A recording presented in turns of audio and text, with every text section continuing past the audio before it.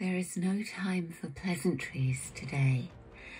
Mia is trapped alone in a motel, skittering sounds closing in on her from all sides.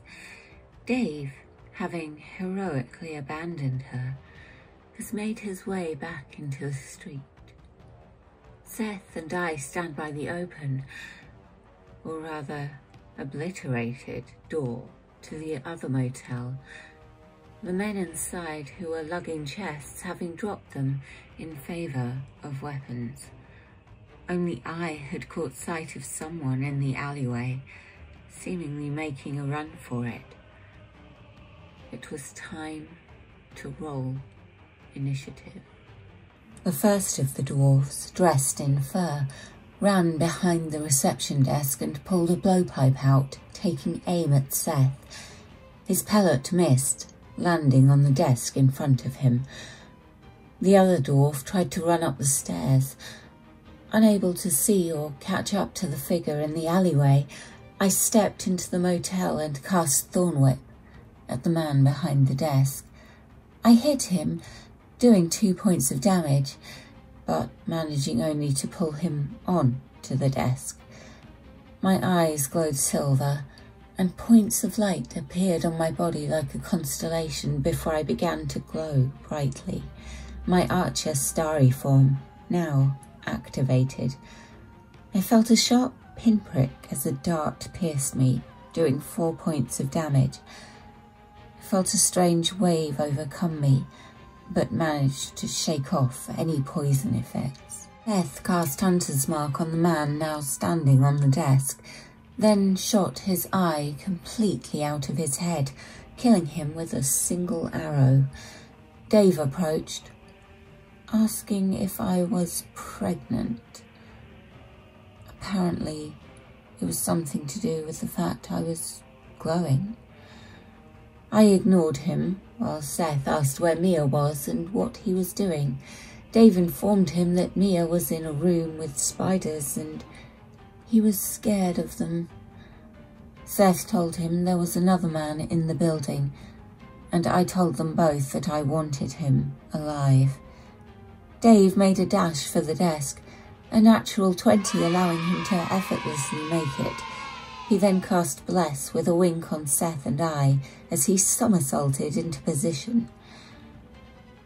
Meanwhile, alone in the other motel, Mia could hear the skittering sounds of many creatures. Disorientated, she had a vague idea of where the doors were. The majority of the sound was coming from behind a closed door, one through which she and Dave had not previously ventured. Something came at her, jumping to strike but catching on her robes. It made a hissing and spitting sound as something else rushed in to attack. This one hitting as she was distracted by the one in front of her. It sank its teeth into her leg, doing 6 points of damage. The bite sent a burning sensation through her leg, dealing a further 3 points of poison damage. A third one closed in, throwing webbing over Mia, entangling her and restraining her within it. Mia cast Thunderwave, one spider failing against the spell and 2 succeeding. The one behind her was flung 10 feet back, taking 6 points of damage as it bounced off the door. The other 2 took only half of this. The 3 of us heard the thunderous echo of the spell as it boomed around the alleyway. Even in her panic, Mia registered that the spider that hit the door ought to have broken through it. Yet the door remained closed, intact, undamaged. I walked towards the stairs and shouted to the dwarf to come out and talk. After a yelled conversation during which he told me he didn't have the dragon, that Lady Winter wasn't a she, and that he was just here for the carrots, I moved up to him. He struck me with his axe, slicing my thigh for 9 points of damage. I was badly injured, but stood firm. A third dwarf emerged from another room in the motel, flinging his axe ineffectually at Seth. Seth yelled abuse at Dave for abandoning Mia. I believe the word custard was involved, and for some reason he was shouting about cats. He then went to try and help her, leaving the motel he was currently in and running at the door of the other, but was unable to open it. He heard Mia scream and ran back to curse Dave further, and to let us know that Mia was, at least for now, still alive. Dave realised that the door to the green motel had shut when the door to the purple one opened. Dave dived wordlessly over the desk, heading for the doorway. It wasn't as graceful as before, as he tripped a little on the dead dwarf. He told Seth to trust him, shoved him through the open doorway, and then slammed it shut. He turned to confront the dwarf who, having now thrown his axe, was armed solely with a fish. Not exactly a match for a paladin in heavy armour, even if that paladin was Dave. Mia felt the spiders closing in on her once again. Another bite gave her a point of damage, and a further 1 point of poison damage. Another spider attacked, nipping her for a third point. Mia felt herself fading into unconsciousness. She seemed to glimpse a figure in a robe, colourless and grey, standing in a corner and reaching out towards her as her vision blurred and she fell to the floor. I cast Cure Wounds on myself, stepped back from the dwarf and fired a radiant arrow at him, dealing 11 points of damage before continuing down the stairs.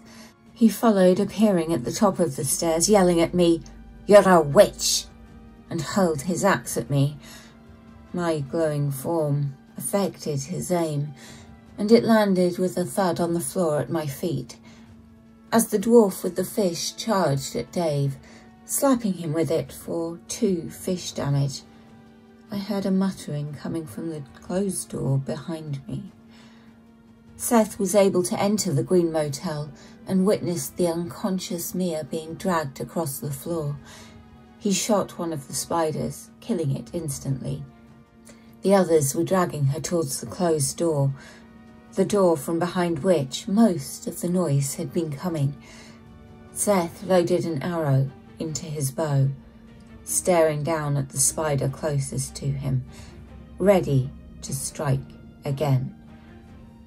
I heard a polite knocking on the door behind me.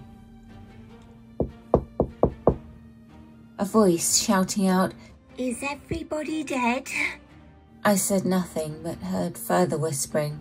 Then the voice again shouted, "Housekeeping."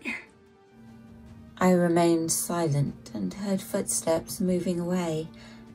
Dave tried to wrestle the fish from the dwarf, then tried to grab him to threaten him with his sword.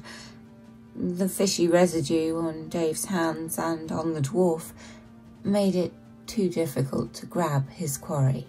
Seth watched in horror as the spiders released their grip on Mia, the closed door beginning to open, a spiny leg reaching out from behind it, grabbing her by the collar and pulling her inside. A small spider that had been relaxing in the lounge area made an attack at Seth, missing. The remaining living spider disappeared through the door after Mia.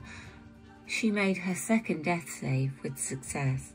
As I passed Dave, I admonished him for insisting on going into the other motel, then left, slamming the door, and headed to aid Mia and Seth, closing the door to their motel behind me.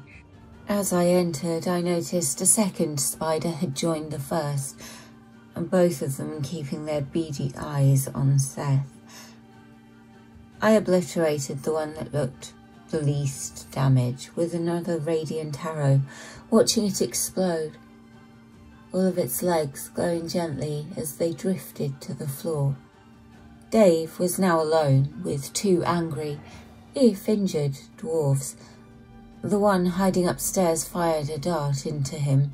The other dwarf slammed him again with the fish, doing a further point of aquatic damage.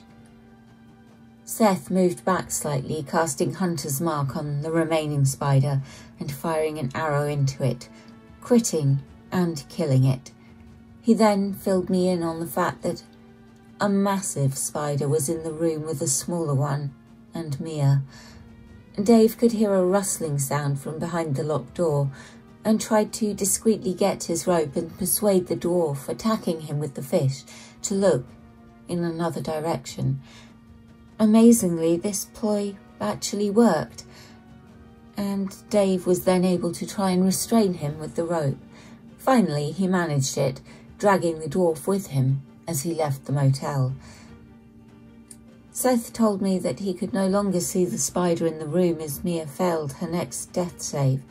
I cast Speak with Animals and shouted, "What do you want?" I got the reply, "Queen." After further questioning, I learned that the Queen was gone. And there was some confusion about whether or not she had actually gone to Spain, and I said that they must try the paella. The spider attacked me as I entered the chamber. There was a large floating globule that was dripping slightly, and some kind of arcane symbol on the ground. There was no sign of Mia or the spider. I fired another radiant arrow at the spider and, having seen Seth's method of killing, blasted it through every last compound eye. Seth, still in the other room, tried to harvest poison from the spiders that were lying there dead, but had mangled them so well that there was nothing left to gather. He opened the front door and saw Dave struggling with a bound, fishy dwarf.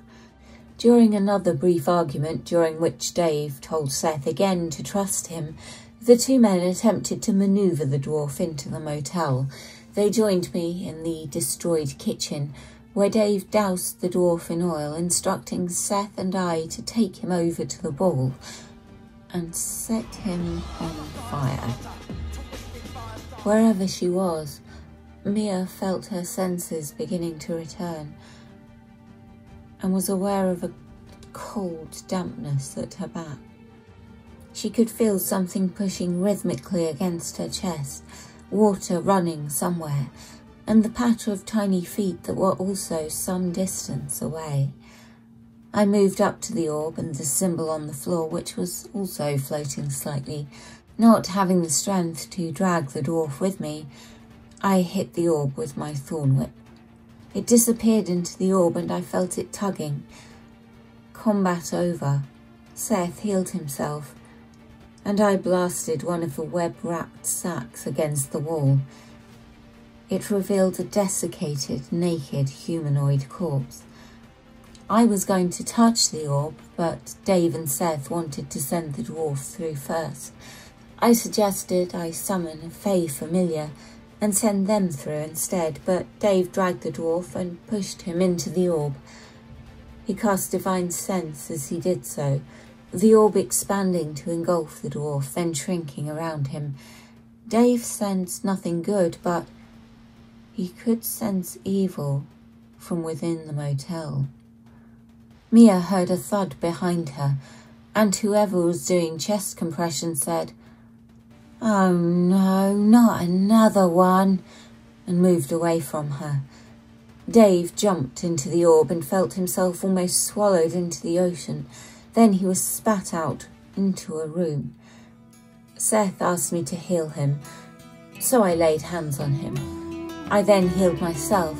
Seth hugged me, kissed me on the lips, and tipped himself backwards into the orb.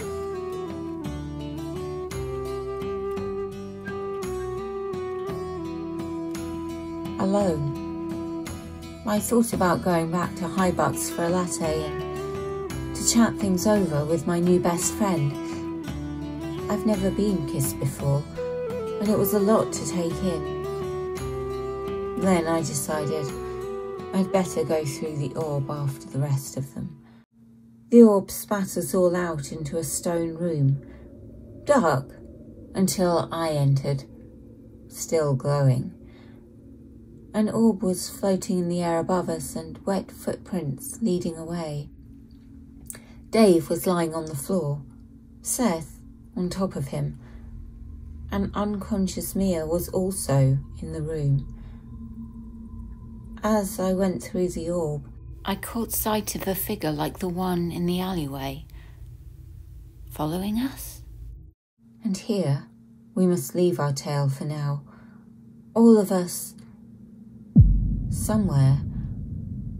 I'm not sure where, but I have a feeling it probably isn't Spain.